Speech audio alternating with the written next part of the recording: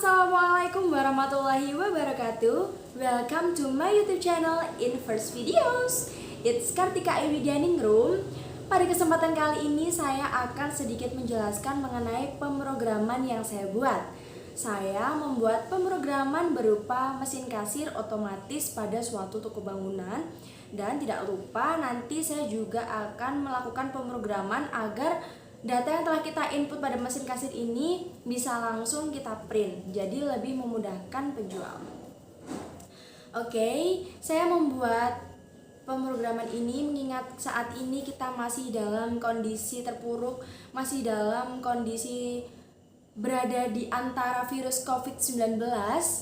Jadi saya membuat pemrograman ini untuk mendukung kebijakan pemerintah yaitu 5M, memakai masker, menjaga jarak, menjauhi kerumunan, mencuci tangan memakai sabun, dan mengurangi mobilitas. Nah, aplikasi ini nanti juga dilengkapi dengan suatu kolom yang digunakan untuk mengisi alamat. Nah, gunanya agar pembeli itu tidak harus datang ke toko bangunan dan juga tidak harus bertatapan langsung. Jadi mereka bisa memesan bahan-bahan bangunan yang mereka butuhkan melalui telepon atau bisa melalui sosial media seperti Instagram atau WhatsApp. Nah, selain itu, dengan aplikasi ini juga akan mengurangi mobilitas dan membuat efektivitas waktu. Oke, langsung saja check it out. Oke teman-teman, sebelumnya mohon maaf bila aku harus berganti posisi seperti ini karena bertujuan untuk memudahkan agar mudah agar aku mudah dalam menjelaskan pemrograman yang aku buat. Nah, bisa kita lihat bahwa pemrograman ini cukup banyak dan cukup panjang, jadi nggak mungkin aku jelasin satu-satu. Aku akan menjelaskan bagian yang menurut aku sangat krusial dan penting lah ya. Nah, di sini ngomong-ngomong aku menggunakan bahasa pemrograman JavaScript dengan aplikasi NetBeans. Oke, kita mulai dari sini. Private void fill combo barang. Kalian harus tahu di mana private void ini merupakan suatu fungsi yang digunakan untuk mengelompokkan barang. Private ini merupakan fungsi untuk mengelompokkan barang, sedangkan void ini adalah fungsi untuk menjalankan atau mengaktifkan suatu program. Nah, secara garis besar, private void fill combo barang ini bertujuan untuk menyusun isi daftar barang dalam drop-down list. Nah, kalau kalian belum tahu drop-down list, nanti akan aku tunjukkan di segmen selanjutnya. Oke, kita masukkan nama barang, satuan atau quantity, dan price atau harga. Nah, harga ini adalah merupakan harga persatuan barangnya ya teman-teman. Kita input dari barang nomor 1 hingga barang nomor 21. Oke, selanjutnya ada CBO barang. Perlu kalian tahu bahwa CBO ini merupakan kependekan dari Callback Object Tool, di mana berfungsi untuk menampilkan barang dalam tabel yang sudah dibuat. Tabel nanti di segmen selanjutnya dalam ketika kita running program ini. Oke, selanjutnya ada private void text quantity key price. Nah, fungsi ini digunakan untuk memasukkan jumlah barang yang akan dipesan. Nah, di sini ada BTN simpan atau button simpan yang berfungsi untuk membuat tombol simpan pada tabel bisa digunakan dengan baik. Nah, selanjutnya ada private void CBO barang action perform.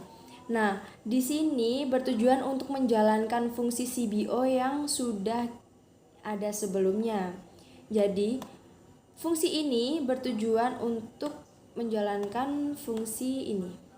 Fungsi CBO dari barang 1 hingga barang 21 agar bisa muncul dalam tabel. Selanjutnya ada ini private void btn simpan action perform. Nah, ini bertujuan untuk mengaktifkan tombol simpan yang sudah kita buat pada tabel. Begitu pula dengan ini, private void btn hapus juga digunakan untuk mengaktifkan tombol hapus pada tabel. Selanjutnya ada private void text alamat action perform, ada juga ini private void text nomor telepon action perform. Nah, ini digunakan agar kolom alamat dan kolom nomor telepon bisa kita input dengan keterangan yang kita butuhkan. Selanjutnya ini ada private void print. Nah, aku lupa bilang kalau di sini aku juga akan bikin pemrograman agar data-data yang sudah kita buat, maksudnya sudah kita input dalam mesin kasir otomatis tadi bisa langsung di print. Karena di sini aku tidak langsung terhubung dengan printer, print ini akan keluar dalam bentuk PDF. Oke, di sini langsung saja ke bawah. Nah, ini dalam teks print nanti akan muncul nih nama toko bangunan, ada item dan juga price. Nah, ini merupakan fungsi agar barang-barang yang sudah kita pesan bisa muncul hingga akhir. Semisal kita memesan 10 barang, nah fungsi ini digunakan agar 10 barang itu bisa muncul pada PDF print kita nanti. Selanjutnya ada total yang harus kita bayarkan, lalu nama pemesan agar kurir tidak salah, dan alamat pemesan serta nomor telepon pemesan. Hal ini bertujuan untuk memudahkan kurir dalam pengiriman barang. Selain itu, dengan adanya print otomatis ini, penjual tidak usah bingung-bingung. Mereka tinggal kirim PDF yang ada kepada customer agar customer bisa lebih mudah dalam proses penyiapan uang atau mungkin proses transfer. Oke, teman-teman, mungkin cukup penjelasan yang saya buat. Nah, selanjutnya kita akan coba running program yang udah kita buat tadi. Oke, mohon tunggu sebentar karena ini mungkin akan memakan waktu yang cukup lama. Mungkin akan saya percepat aja videonya.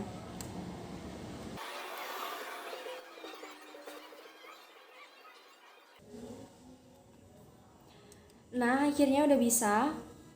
Selanjutnya ini kalau kalian belum tahu drop down list, ini adalah drop down listnya. Nah, kita akan coba menjalankan program ini. Contohnya saya akan memesan produk semen 3 roda 50 gram 50 kg maksud saya, sejumlah 8 bungkus. Simpan. Lalu selanjutnya kita mau memesan batu kali sebanyak 10 meter kubik. Simpan. Nah, nanti data-data yang sudah kita pesan atau barang yang sudah kita pesan akan masuk ke kolom ini ya, teman-teman. Nah, selanjutnya ini coba kita masukkan alamat. Contohnya alamatnya Blitar dengan nomor telepon, mohon maaf ada motor lewat, dengan nomor telepon 0854321176. Nama pemesannya adalah Kartika Ayu misalnya. Nah, kita akan, ini sebelumnya akan muncul total atau biaya yang harus kita atau harus pembeli bayarkan. Nah, saya ingatkan sekali lagi bahwa di sini saya juga membuat pemrograman agar data pada mesin kasir otomatis ini bisa langsung di print, tapi karena saya tidak terhubung dengan printer, struk ini nanti akan berubah ke bentuk PDF. Nah, bentuk PDF ini nanti juga akan memudahkan penjual untuk mengirimkan total tagihan kepada pembeli. Coba kita klik bayar. Tunggu sebentar.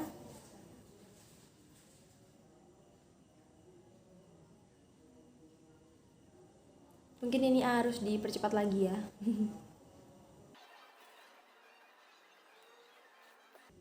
Oke.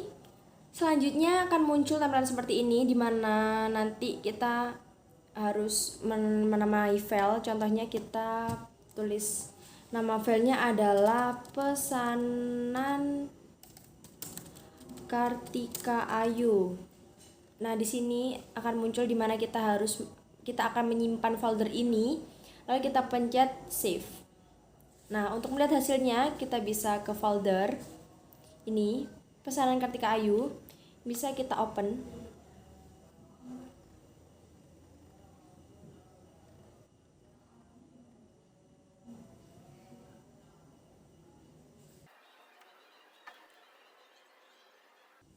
Ini sepertinya juga harus dipercepat lagi, dan mohon maaf kepada teman-teman sekalian atas ketidaknyamanan ini karena laptop saya memang cukup lemot. Oh, ternyata sudah muncul. Jadi Oke, selanjutnya akan muncul tampilan seperti ini. Mungkin bisa saya perkecil. Oh, terlalu kecil. Nah, segini. Di sini tertera nama toko bangunan, item, price yang harus dibayarkan, total pembayaran, nama pemesan, alamat pemesan, dan nomor telepon pemesan. Nah, struk ini nanti bisa diberikan kepada kurir agar memudahkan dalam pengiriman. Nah, kita coba ambil contoh lainnya. Semisal kita mau memesan banyak barang ya, semisal mau batako 9 simpan, lalu mau memesan batu bata jumbo sebanyak 93. Selanjutnya ingin memesan, belum masuk ternyata, sejumlah 3. Nah, selanjutnya kita ingin memesan triplek tebal ukuran 9 mm sebanyak 10 misalnya. Simpan.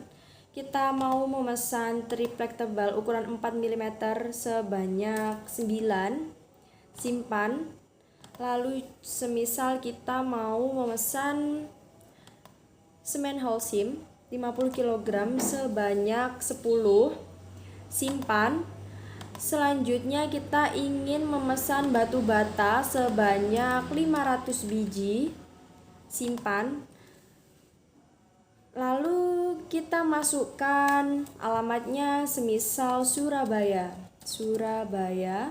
dengan nomor telepon 0856432678.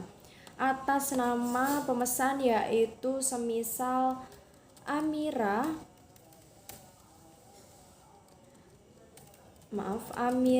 Alma semisal ya. Lalu akan muncul total yang harus dibayarkan. Nah, semisal ada sedikit kesalahan pemesanan, contohnya batu bata, kita bisa menghapusnya dengan memencet yang ingin dihapus pada kolom, lalu pencet tombol hapus. Selanjutnya untuk mengeprint kita pencet tombol bayar. Oke, kita pencet tombol bayar. Nah, muncul seperti ini lagi, kita save. Oh, ada nama yang sama, kita harus ganti nama. Oh ya, semisal pesanan Amira. Nah, kita save. Lalu kita lihat lagi. Nih, kita lihat di tampilannya. Oke. Mohon maaf juga kepada teman-teman karena banyak motor yang lewat, karena memang rumah saya dekat dengan jalan, jadi ya banyak motor yang berlalu lalang. Oke, kita tunggu sebentar. Nah, ini pesanan Amira. Kita perkecil. Nah, pada struk ini nanti juga akan muncul seperti ini. Jadi, ketika kita mau memesan sebanyak apapun, pada struk akan tetap muncul daftar barang dan total total yang harus kita bayarkan. Oke, mungkin sekian dulu. Kita tutup aplikasi ini dulu. Nah, sampai juga kita di penghujung video di mana aku harus say goodbye ke kalian semua. Tapi sebelum itu aku mau ngucapin terima kasih banyak karena kalian udah klik video ini dan nonton video ini sampai akhir. Tapi tak lupa aku memohon maaf bila ada salah kata maupun perbuatan dalam video yang aku buat ini, mulai dari take pertama tadi sampai akhir video ini. Cukup sekian. Wassalamualaikum warahmatullahi wabarakatuh. See you.